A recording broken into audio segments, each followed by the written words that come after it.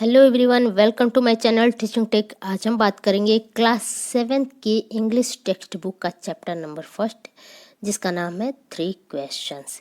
ये एक स्टोरी है जिसका full explanation line by line हम इस वीडियो सेशन में कंप्लीट करेंगे। ये स्टोरी बहुत ही ज़्यादा इंटरेस्टेड स्टोरी है। ये इसमें एक राजा होते हैं जिनके 3 प्रश्न होते हैं और इस स्टोरी में वे तीनों प्रश्नों के उत्तर खोज रहे होते हैं, ढूंढ रहे होते हैं।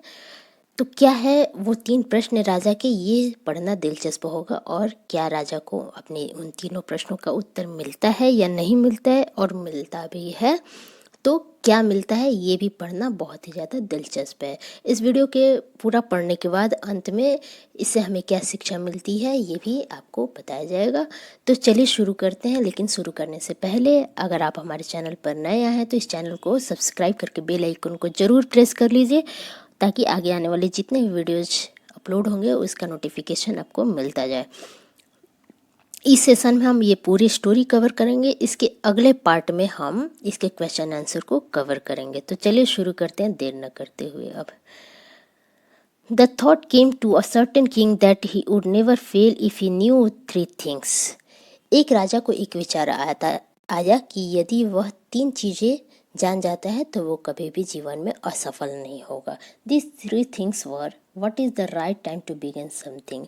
और वे 3 चीज़ें थीं कि किसी चीज़ को शुरू करने का सही समय क्या है, which people should he listen to, उसे किन लोगों की बातें सुननी चाहिए, what is the most important thing for him to do, और उसके लिए सबसे महत्वपूर्ण चीज़ क्या है। ये 3 प्रश्न राजा के मन में आया। The king therefore sent messengers throughout his kingdom, promising a large sum of money to anyone who would answer these 3 questions. Messenger का मतलब होता है दूत, किंगडम का मतलब होता है साम्राज्य। इसलिए राजा ने पूरे राज्य में अपने दूत भेजे और ये वादा किया कि जो इन 3 प्रश्नों का उत्तर देगा उसे एक बड़ी धनराशि दी जाएगी। Many wise men came to the king but they all answered his questions differently. बहुत सारे बुद्धिमान व्यक्ति राजा के पास आए, लेकिन उन सभी ने उसके सवालों का अलग अलग जवाब दिया। In replies to the first question some said the king must prepare a time table and then follow it strictly. पहले प्रश्न के जवाब में कुछ लोगों ने कहा कि राजा को एक समय सारणी तैयार करनी चाहिए और उसे सख्ती से पालन करना चाहिए। Only in this way they said could he do everything as its proper time. Proper का मतलब होता है उचित, प्रॉपर टाइम का मतलब होता है उचित समय पर। तो केवल यही वो एक तरीका है जिससे राजा उचित समय पर सब कुछ कर सकते हैं। Other said that it was impossible to decide in advance the right time for doing something. और फिर कुछ अन्य लोगों ने कहा कि कुछ काम को करने के लिए सही समय को पहले से निर्धारित करना असंभव है। The king would notice all that was going on, avoid foolish pleasure and always do whatever seemed necessary at that time. राजा को जो कुछ हो रहा है उस पर ध्यान देना चाहिए, मूर्खतापूर्ण चीज़ों से बचना चाहिए और हमेशा वही करना चाहिए जो उस समय आवश्यक लगे। Yet others said that the king needed a council of wise men who would help him act at the proper time. This was because one man would find it impossible to decide correctly without help from others the right time for every action. फिर कुछ लोगों ने कहा कि राजा को बुद्धिमान लोगों की एक परिषद, काउंसिल का मतलब होता है कमेटी, ऐसे लोगों का समूह जो राजा को किसी भी निर्णय लेने में उनकी सहायता करते हैं या फिर नए नियम बनाने में या फिर नियम में बदलाव करने में सहायता करते हैं, ऐसे लोगों के समूह को काउंसिल कहते हैं या फिर इंग्लिश में ही कमेटी कहते हैं और हिंदी इन शॉर्ट उसको परिषद कहते हैं। तो कुछ लोगों ने कहा कि राजा को बुद्धिमान लोगों की एक परिषद की आवश्यकता है जो उसे उचित समय पर कार्य करने में मदद करेंगी। ऐसा इसलिए था क्योंकि एक व्यक्ति के लिए दूसरों की मदद के बिना प्रत्येक काम को सही समय पर सही निर्णय लेना असंभव होगा। But then others said that there were some things which could be urgent. पर कुछ लोगों ने कहा कि कुछ चीज़ें ऐसी भी होती हैं जो तत्काल हो सकती हैं। These things could not wait for the decision of the council. और ऐसी जो चीज़ें हैं वे किसी भी परिषद के निर्णय लेने की प्रतीक्षा नहीं कर सकती हैं। कुछ चीज़ों को सही समय तय करने के लिए भविष्य पर ध्यान देना आवश्यक है और केवल जादूगर ही ऐसा कर सकता है, इसलिए राजा को जादूगर के पास जाना होगा। In their answer to the second question, some said that the people most necessary to the king were the counselors, others said the priests, a few others chose the doctors, and yet others said that it is soldiers were the most necessary. और जो दूसरा प्रश्न था जो ये था कि राजा को किन लोगों की बातें सुननी चाहिए, तो उसके जवाब में कुछ लोगों ने कहा कि राजा के लिए सबसे आवश्यक लोग उसके पार्षद हैं, तो कुछ लोगों ने कहा कि नहीं पुजारी हैं, तो कुछ अन्य लोग थे उन्होंने डॉक्टरों को चुना और फिर कुछ और अन्य लोग जो थे उन्होंने कहा कि राजा के लिए सबसे आवश्यक लोग सैनिक हैं और राजा को उनकी ही बातें सुननी चाहिए। To the third question, some said science, others chose fighting, and yet others religious worship. Religious worship का मतलब होता है धार्मिक आराधना। तो तीसरा प्रश्न जो राजा का था वो ये था कि उसके लिए राजा के लिए सबसे महत्वपूर्ण क्या है। तो उसके जवाब में कुछ लोगों ने कहा कि राजा के लिए सबसे महत्वपूर्ण जो है वो विज्ञान है, तो कुछ ने कहा कि लड़ाई है, तो कुछ और लोग थे उन्होंने कहा धार्मिक आराधना राजा के लिए सबसे महत्वपूर्ण चीज है। At the answer to his question were so different, the king was not satisfied and gave no reward.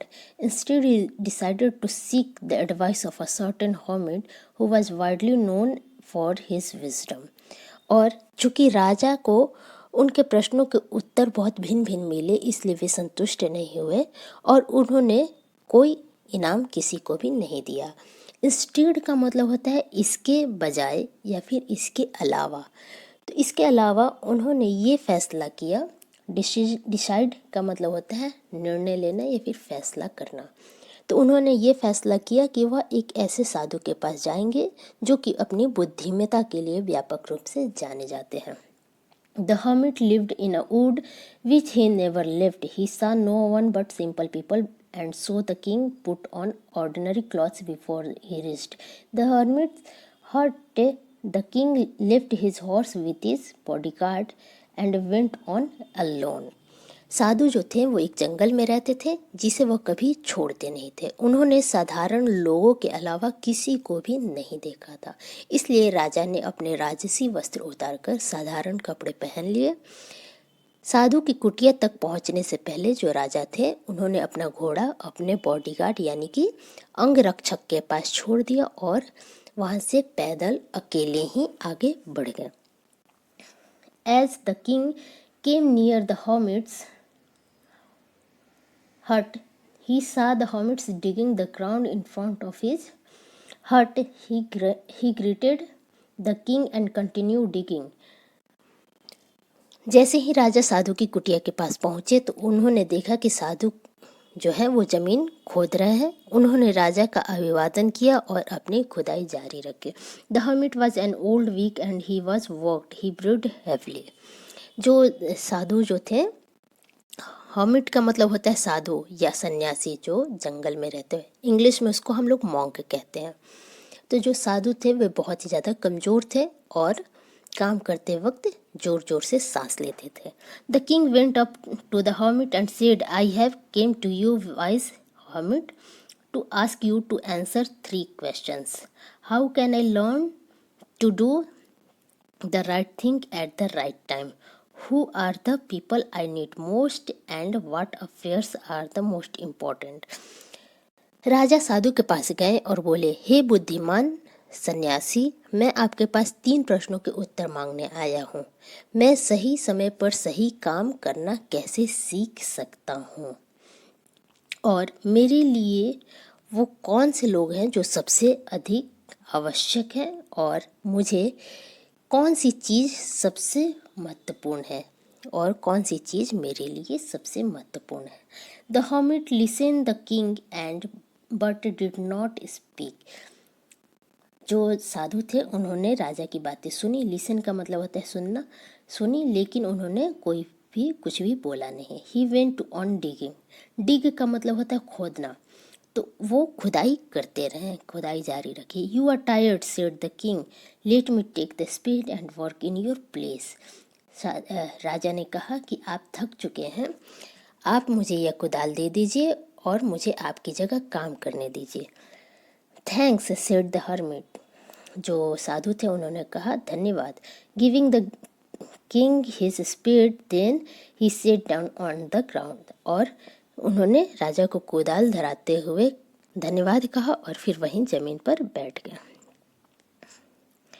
When the king had dug 2 beds, he stopped and repeated his question. The hermit gave no answer, but stood up, stretching out his hand for the spade, and said, "Now you are rest and let me work." राजा ने जब 2 क्यारियां खोद ली तो वह रुका और अपने प्रश्न को फिर से उसने दोहराया। साधु ने कोई उत्तर नहीं दिया और कुदाल की ओर हाथ बढ़ाकर खड़े हो गए और कहा कि अब तुम आराम करो और मुझे यह काम करने दो। But the king did not give him the spade and continue to dig. लेकिन जो राजा थे उन्होंने कुदाल नहीं दी और खुदाई जारी रखी। 1 hour passed, then another. The sun went down behind the trees, and at last the king stuck the spade into the ground and said, "I came to you, wise man, for an answer to my question. If you can give me no answer, tell me, so I will return home." 1 घंटा बीत गया और फिर दूसरा घंटा भी बीत गया। सूरज पेड़ के पीछे छिप गया और आखिरकार राजा ने कुदाल जमीन में गाड़ दी और कहा, हे बुद्धिमान व्यक्ति, मैं अपने सवालों के जवाब लेने के लिए आपके पास आया था। यदि आप मुझे कोई उत्तर नहीं दे सकते हैं तो मुझे बताइए, मैं घर लौट जाऊंगा।